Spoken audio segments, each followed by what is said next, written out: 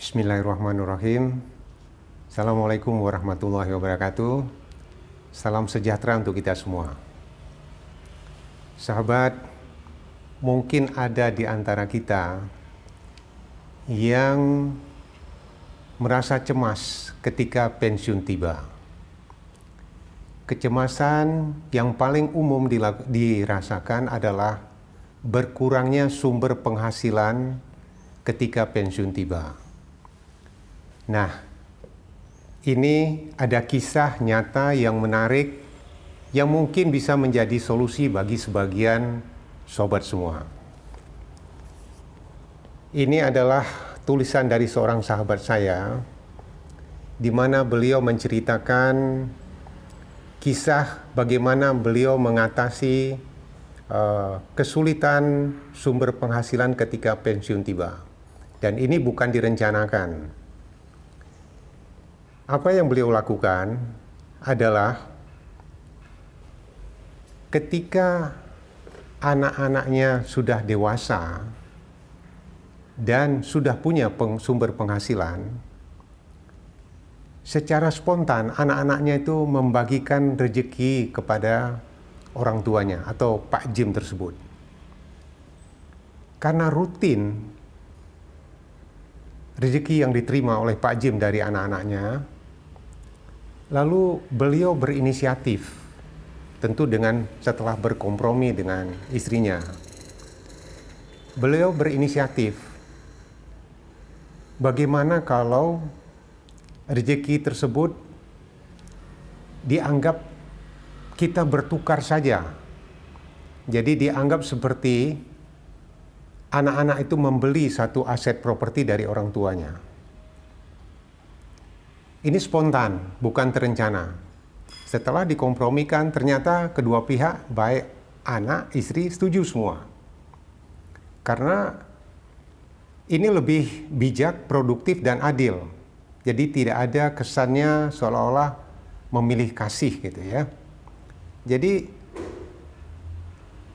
cara ini beliau lakukan sudah kira-kira 10 tahun yang lalu dan berjalan sampai dengan saat ini untuk ketiga putra-putrinya. Dari hasil tersebut, beliau mendapatkan sumber penghasilan yang cukup untuk membiayai kebutuhan rumah tangganya di hari tua. Lalu apa manfaatnya dari kejadian tersebut?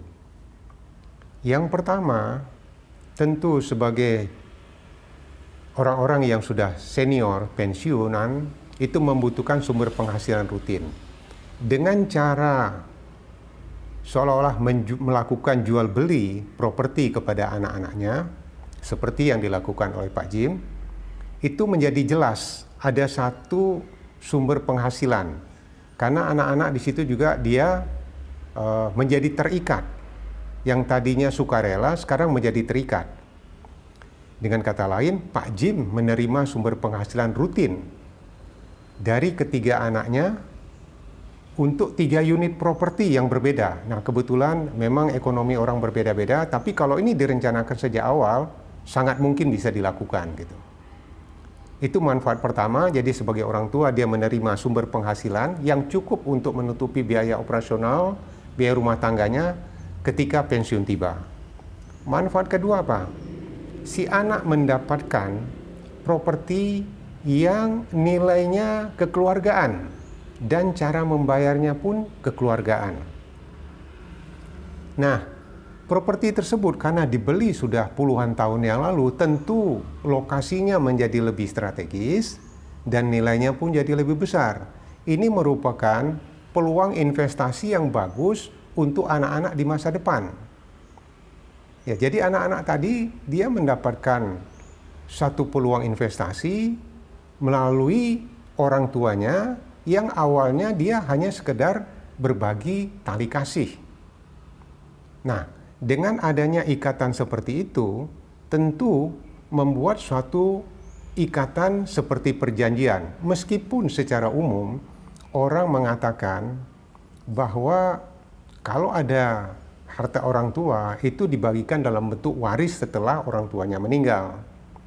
Tapi cara yang dilakukan Pak Jim nih cukup bagus, banyak yang memberi apresiasi, dan kebetulan orang-orang yang terkenal dengan aset yang begitu besar melakukan hal yang sama. Mereka tidak mewariskan hartanya kepada anak-anaknya, malah justru mereka membagikan harta tersebut sebagai dana sosial kepada masyarakat. Anak-anaknya mungkin mereka bagi hanya sebagian kecil saja. Nah, ini cara yang bagus untuk diikuti. Apa manfaat ketiga? Manfaat ketiga adalah kita bisa menyelesaikan masalah-masalah sengketa warisan itu selagi kita masih hidup. Jadi tidak perlu meninggalkan harta dalam bentuk warisan, lebih baik kita membaginya sejak kita masih hidup dengan cara yang baik, yang bijak, produktif, sehingga tidak ada sengketa di kemudian hari. Nah, inilah gambaran dari video yang ada di bawah ini. Silakan Anda simak untuk lebih lengkapnya. Selamat pagi Pak Jim. Pagi Pak Khaldir. Ya, semoga hari ini lebih baik, lebih sehat Pak. Amin. Terima kasih. Ya Pak Jim, terkait dengan cerita buku ini Pak Jim, The True Life Begin at 50 ya. Jadi buku ini mengisahkan tentang bagaimana orang-orang di usia 50-an ke atas bisa menjalani kehidupannya, dan Bapak menceritakan di sini pengalaman Bapak gitu ya. Nah, ini ada satu hal yang sangat menarik yang saya pelajari dari sini, yaitu tentang bagaimana Bapak memberikan satu alternatif tentang bagaimana sumber penghasilan untuk kaum-kaum yang senior ini yang sesuai dengan pengalaman Bapak. Di situ Bapak menceritakan bahwa salah satu sumber penghasilan itu bisa dengan cara kita berbagi tanggung jawab dengan anak-anak kita. Di mana di sini berbagi tanggung jawab bukan berarti hanya sekedar memberikan sesuatu yang tidak produktif, tapi ini justru lebih produktif dan bijaksana. Nah, di halaman itu Bapak menceritakan ada satu hadiah yang Bapak berikan, atau bukan hadiah lah, boleh katakan ini tali kasih ya. Bapak memberikan satu aset properti kepada anak Bapak, di mana di situ anak Bapak justru membayarnya dengan cara yang sangat bijak, saya lihat di situ ya. Bapak mungkin bisa menceritakan cerita ini ke dalamnya, karena ini saya lihat begini Pak, apa yang Bapak ceritakan di sini, ini yang dilakukan oleh orang-orang yang cukup punya aset ya. Saya baca tentang bagaimana Warren Buffett mewariskan dia punya, bukan mewariskan ya, bagaimana dia menghibahkan dia punya aset yang begitu besar. Bill Gates juga begitu. Dari situ mereka juga cerita mirip dengan Bapak. Mereka tidak hanya memberikan secara bentuknya hadiah, justru mereka tidak memberikan harta mereka yang begitu besar kepada anak-anaknya. Mereka memberikan hanya sebagian kecil saja. Tujuannya adalah untuk mendidik supaya anak-anak lebih produktif gitu, lebih bertanggung jawab gitu. Nah, mungkin Bapak dari mana sih dapat ide ini Pak? Sebelumnya Bapak mungkin bisa cerita sedikit dari mana ide ini.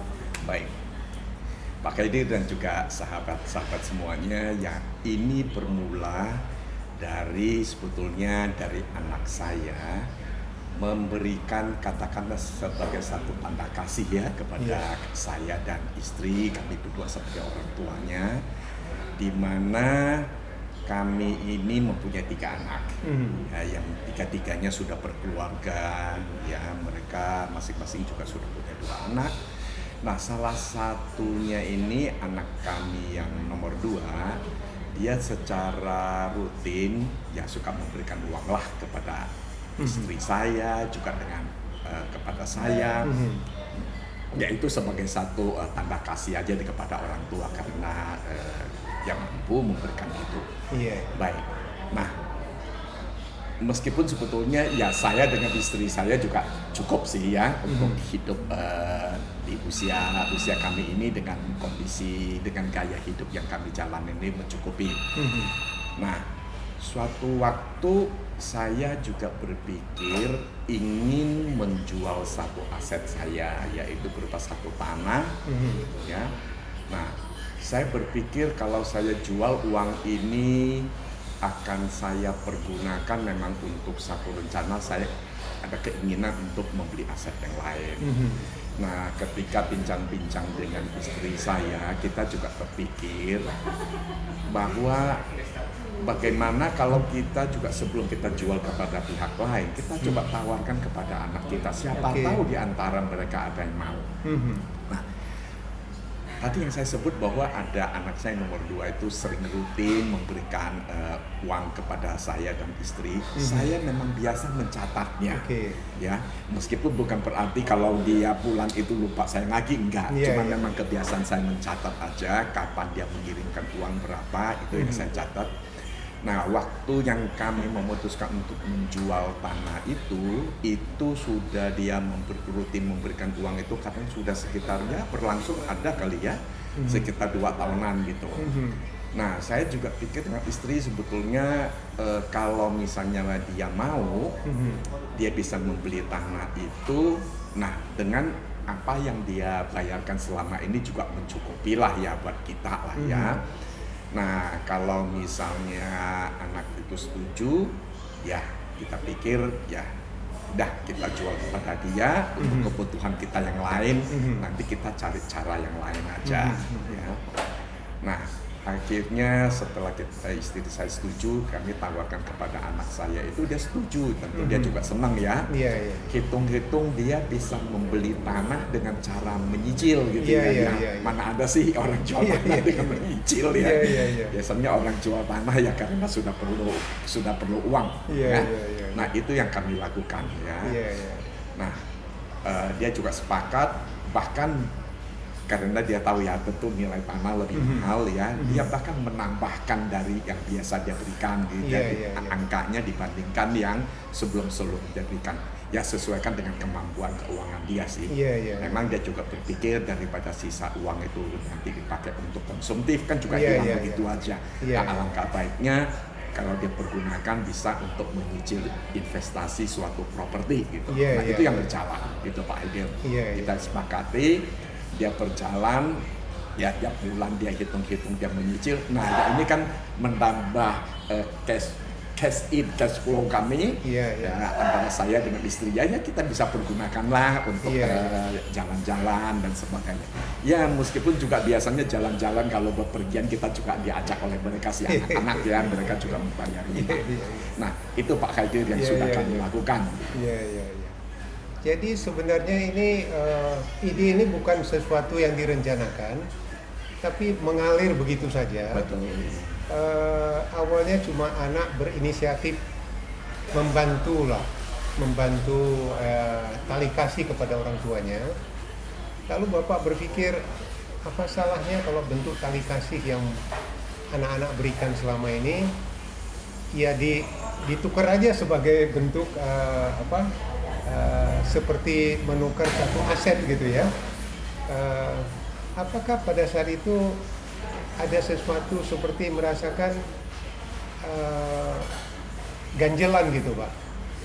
Bapak memberikan atau anak mungkin ada merasa, aduh kok jadi tambah beban ya gitu Pak? Atau gimana kira-kira ini? Nah begini Pak Hidir, mungkin memang setiap keluarga kita mempunyai kondisi yang berbeda-beda ya.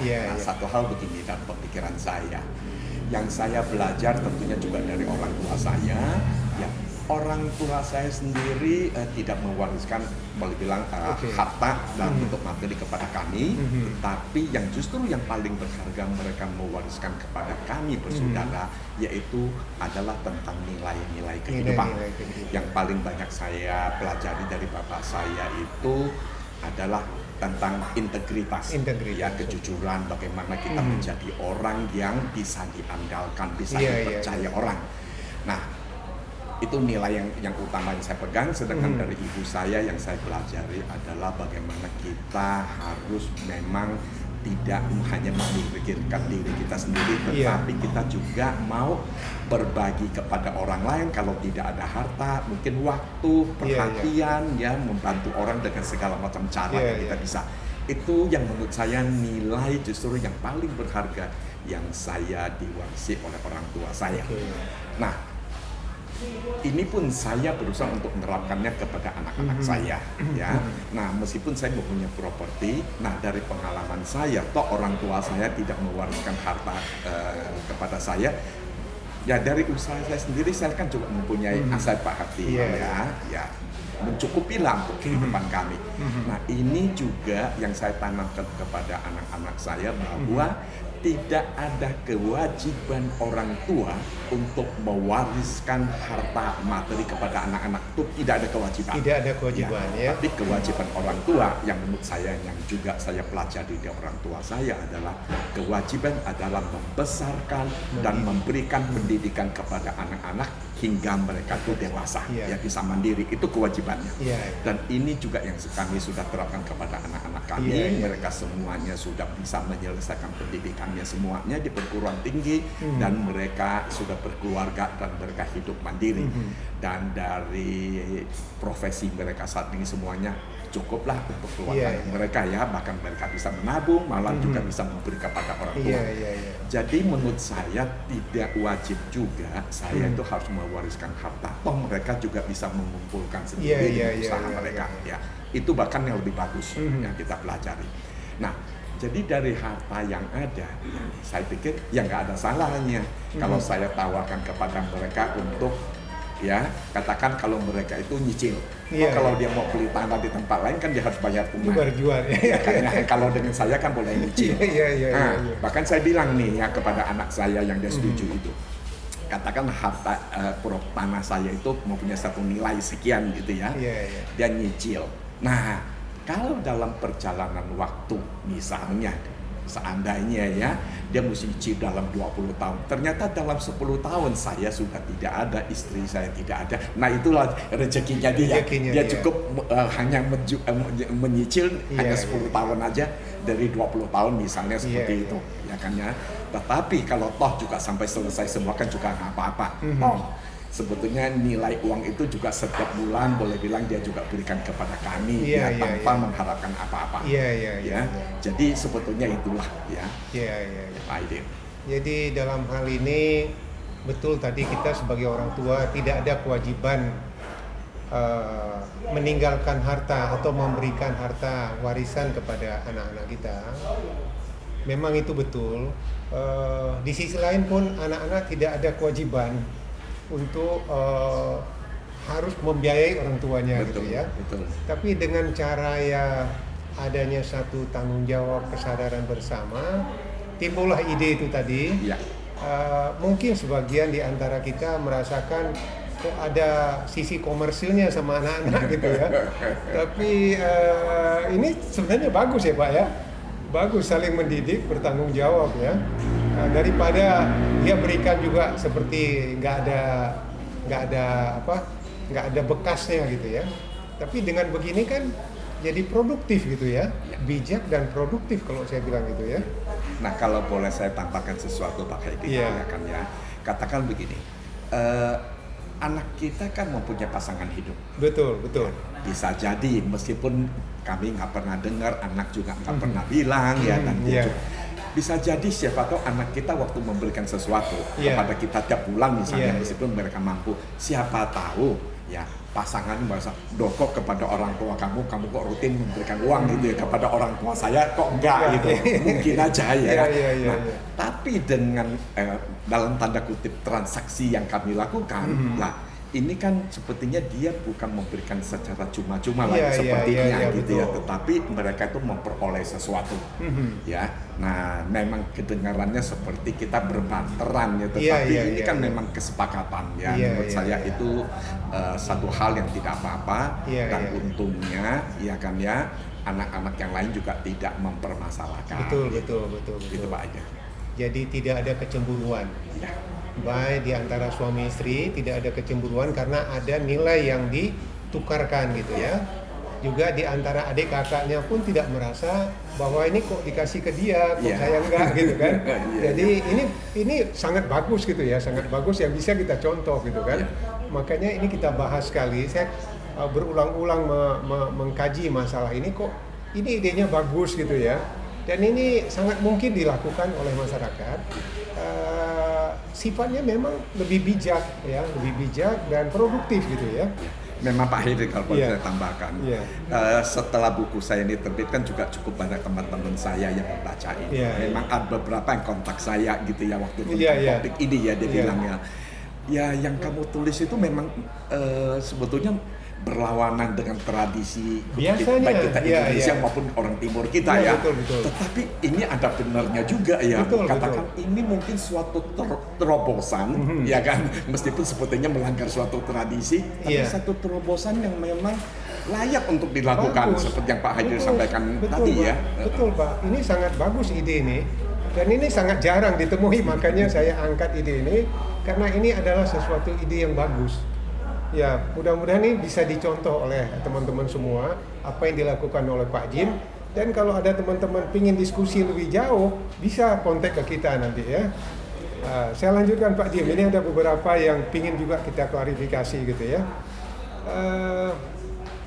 Apakah dengan cara begini Bapak merasa waktu Bapak mendapatkan keputusan suami istri memutuskan untuk memberikan aset tadi berbentuk tanah kepada anak, karena anak selama ini memberikan rutin bulanan kepada Bapak, sehingga lebih baik dianggap sebagai cicilan saja gitu ya.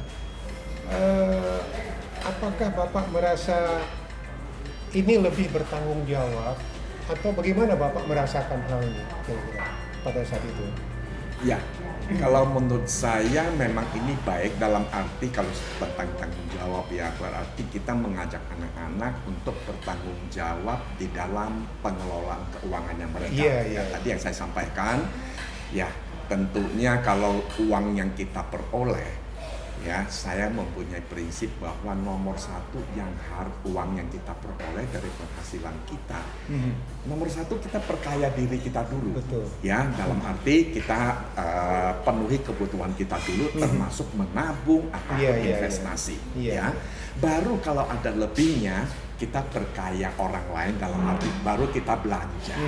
Ya, karena kalau kita berbelanja berarti yang kita perkaya kan orang lain yang jualan, yang Iya, jual iya, sesuatu kepada kita. Iya, iya, Nah, iya, jadi iya. saya ingin mengajak bahwa yang nomor satu yang kita perkaya harus diri kita Iya, sendiri iya, dulu. iya. Jadi menggunakan penghasilan dia secara bertanggung jawab. Jadi saya garis bawahi Pak tadi, dengan adanya program yang seperti Bapak lakukan ini, buat anak pun sangat bagus ya, karena mereka selain dapat membantu keuangan orang tua, karena kan wajar aja kita sudah usia lanjut ini kan penghasilan juga sudah mulai juga menurun gitu ya. Selain juga membantu orang tua, tapi si anak kan mendapatkan aset yang nilainya, yang pertama dia membeli bukan dinilai harga pasar. Ini yang pertama. Ya. Yang kedua, aset itu pasti lokasinya bagus karena Bapak membeli bisa 30 tahun yang lalu. Betul. Gitu ya. Selain itu apa? Kalau dia membeli aset yang itu sekarang, mungkin nggak kekejar sama dia. Betul. Selain harganya tinggi, mungkin juga syarat untuk membelinya belum bisa dia penuhi barangkali. Lokasinya juga Lokasinya ya. Ya. Jadi ini manfaatnya banyak banget gitu, baik bagi orang tua maupun anak, dua-duanya memperoleh manfaat yang bagus gitu ya. Setuju, Pak. Ini menarik banget Pak. Nah, bagaimana tanggapan Bapak? Tradisi yang selama ini orang tua hanya memberi dalam bentuk warisan kepada anak. Warisan itu dalam arti tidak melakukan seperti transaksi jual beli gitu ya. Hanya diberikan secara bentuknya hadiah setelah orang tuanya meninggal. Ya. Memang kalau orang tua meninggal atau kita meninggal, tentu harta waris itu, harta orang tua, harta kita itu tentu dibagikan kepada istri dan anak-anak kita ya. Tapi menurut Bapak, mana lebih bagus yang Bapak rasakan? dengan cara yang Bapak lakukan sekarang, atau juga Bapak bisa terima dengan pola yang sudah umum dilakukan oleh masyarakat setelah orang tuanya meninggal baru diselesaikan gitu. Itu menurut Bapak gimana kira-kira? Ya Pak Hadir, kalau menurut saya mungkin setiap keluarga kondisinya berbeda-beda. Berbeda-beda, Ya. betul. Memang kalau yang seperti yang saya lakukan ini, seperti yang saya sebut, itu memang juga tidak terpikirkan sebelumnya, Oke. tapi berjalan, tapi Iya. ternyata begitu kalau kita jalani, yang mempunyai hal yang seperti Positif. kelihatan itu positif Iya, sekali positif, gitu ya. ya. Nah, beruntungnya begini, beruntungnya Pak Hadir, sejak begitu jalan kita terapkan satu ini, akhirnya menjadi satu pemikiran buat kita juga ya. Kalau begitu kita bisa juga lakukan hal yang sama dengan anak yang lain. Yang kedua, ketiga, Nah, ya. betul. Nah, setelah ini kamu juga lakukan dengan anak yang kedua nih, Iya. anak yang Iya. yang lainnya, Iya, di mana iya. kami punya rumah. Memang suatu saat kami memang ngajak tinggal bersama-sama. Kenapa? Karena saya sendiri kalau cuma hanya berdua, kalau saya keluar kota, yang istri saya tidak ikut kan dia sendirian, ya kan ya.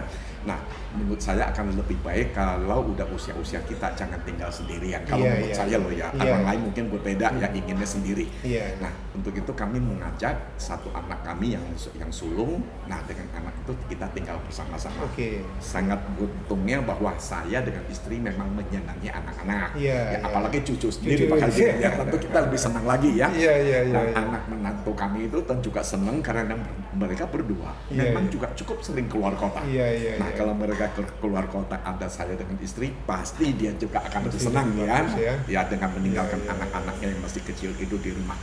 Nah, jadi saya juga terapkan itu. Nah, memang anak ini juga karena kita serumah, ya sering juga ya memberi sesuatu kepada kami berdua gitu, Iya, kan ya. iya, iya. Nah, ini yang kemudian juga dilakukan setelah contoh yang pertama tadi, ya. Akhirnya dari uang yang dulu memang ini dia cuma sekali-sekali kasih aja karena kita tinggal serumah ya. Nah, akhirnya kemudian memang juga dijadikan bulanan. Oke. Ya, dijadikan tiap bulan dia memberikan angka tertentu baik kepada saya maupun istri saya gitu ya. Nah, inilah yang kita pergunakan untuk aset kami yang berupa rumah yang ditinggal Iya, bersama-sama iya, gitu. Ya. Nah, mungkin audiens yang mendengar, wah bagaimana dengan anak yang satu lagi? Iya, Nah, iya. kami beruntung masih punya Masih satu punya. aset lagi. Jadi Bapak mempunyai 3 putra-putri, Iya. dan kebetulan asetnya juga 3. Asetnya gitu. tiga yang bisa dibagikan. Iya. Tinggal yang ketiga ini yang belum kita lakukan. Iya. Ya kan? Gitu. Apakah ada kesan kecemburuan di antara anak-anak yang bertiga ini bahwa kok yang si A dapat yang itu, saya kok dapat yang ini, si C dapat yang ini? Apakah ada kesan seperti itu, Pak? Ya, kalau yang saya tangkap ya, maupun apa yang saya dapat dari tidak sih. Untungnya ketiga anak kami ini kan dibesarkan bersama-sama, mereka sangat akrab satu dengan lainnya. Nah, tentunya ini tidak terlepas dari jasa dari ibu mereka, di mana sangat kecil ya. Istri saya memang tidak bekerja di luar rumah, jadi profesi dia betul-betul menangani rumah tangga, mengurusi keluarga, sehingga dia bisa dekat dengan anak-anak. Jadi anak-anak sungguh-sungguh dibesarkan dengan penuh kasih dari ibunya, sehingga mereka itu memang tiap hari itu bersama-sama. Bahkan sampai mereka sudah remaja aja, itu kalau habis makan malam itu tempat tidur kami itu tempat berkumpulnya mereka itu di situ, sampai kalau diusir ibunya suruh kembali ke kamar masing-masing tidur mereka baru pergi. Nah, itu mungkin salah satu keuntungannya. Jadi ada satu investasi, katakanlah investasi relasi mereka sejak kecil sampai mereka remaja, mereka bersama-sama, itu yang keuntungan. Jadi tidak ada perasaan tadi itu ngiri satu dengan lainnya, yaitu tidak terjadi. Apalagi memang kondisi ekonomi mereka bertiga untungnya ya Pak Hadir ya cukup baik ya, sehingga mereka tidak memikirkan hal-hal seperti yang mungkin dikhawatirkan kita tadi. Iya, inilah yang penting sekali juga kita sharingkan kepada masyarakat, teman-teman di luar sana. Kalau kita memberikan dalam bentuk hadiah tanpa ada hitungan jual beli, pasti di antara mereka cemburu karena yang satu dapat mungkin lebih bagus gitu, yang lain kok dapat kurang bagus gitu ya. Tapi kalau dengan cara begini, mereka nggak merasa, walaupun di dalam keluarga Pak Jim barangkali tidak ada masalah ya, tapi ada di antara keluarga lain, termasuk saya juga mengalami, ada kecemburuan kalau hanya diberikan dalam bentuk hadiah. Iya. Kok dia dapat itu, saya dapat ini gitu kan? Kan jadi nggak fair. Nah inilah pelajarannya yang perlu juga buat ambil lah oleh teman-teman di sana ya. Iya. Jadi Pak, secara garis besar sudah dapat idenya ya.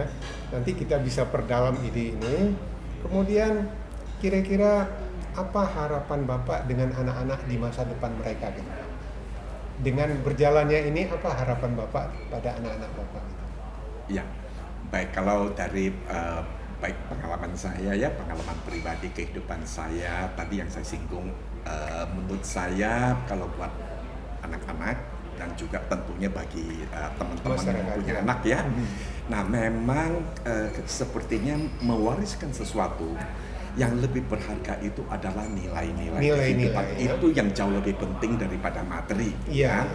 Nah supaya dengan nilai-nilai itu kita berharap ya tentunya anak-anak kita mereka itu mempunyai pegangan hidup Pak Khaidir. Iya. Ya itu yang lebih penting. Kalau yang namanya materi harta itu bisa diperoleh tentu kalau tentunya mereka berusaha tentunya ya. Memang rezeki kalau kita percaya juga memang sudah Tuhan tentukan, tetapi mereka tentunya harus berusaha. Nah dengan mereka mempunyai pedoman nilai-nilai kehidupan yang tentunya bukan cuma hanya dari membaca, tapi terutama adalah yang mereka contoh dari orang tuanya terutama ya. Dia lihat apa yang sudah dilakukan oleh orang tuanya. Nah, nilai-nilai ini kita harapkan juga menjadi pedoman pegangan hidup dari anak-anak ini semuanya ya. Sehingga kalau kita bilang itu bahwa kehidupan mereka akan jauh lebih baik ya, kualitasnya maupun bisa meraih kebahagiaan adalah bukan tergantung daripada materi atau harta. Meskipun harta dan materi itu perlu, tapi bukan yang paling utama, bukan harta yang paling penting itu yang harus dikejar. Itu Pak Khaidir. Jadi kesimpulannya bukan hanya nasihat. Mungkin nasihat semua orang bisa memberikannya, tapi adalah contoh di dalam kehidupan seperti yang Pak Jim berikan, itu lebih kena pada anak-anak. Jadi dengan kata lain, kalau kita memberi sesuatu yang kita inginkan pada anak-anak kita, harapan kita pada anak-anaknya, berilah contoh dari kita sehingga mereka lebih mudah atau lebih memahami apa yang kita inginkan gitu. Kira-kira gitu ya Pak kesimpulannya. Betul Pak Khaidir. Lalu secara kesimpulan Pak, mungkin ada pesan buat masyarakat Bapak bisa sampaikan bagaimana sebaiknya dari pengalaman Bapak bisa diikutin oleh masyarakat lah gitu. Mungkin Bapak bisa sampaikan pesan gitu.